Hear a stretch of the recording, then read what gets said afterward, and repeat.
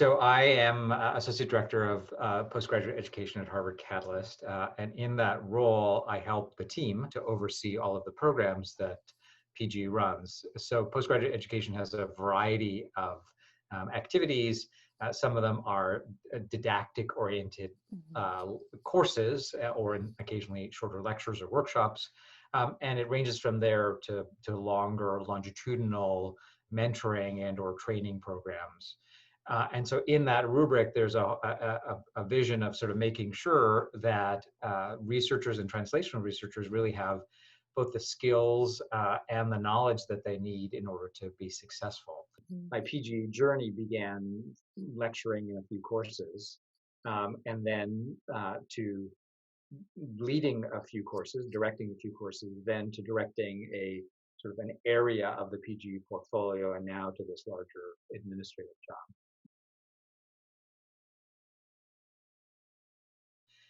What I find most sort of interesting about the work at BG is, of course, there's sort of content knowledge, and I direct a number of courses myself, which are very specific, like how do you do this type of research or that type of research, or what is a field about?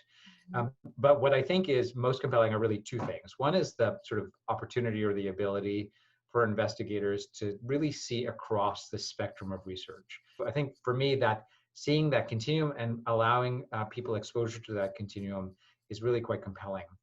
I think the other thing that I find particularly compelling about the work at postgraduate education is that, sure, there are factual things that people need to understand, but in order to be a successful researcher, no matter where you fit on this continuum, there are cross-cutting competencies, things like how to do project management or how to lead or how to mentor, Mhm. how to communicate, how to write effectively.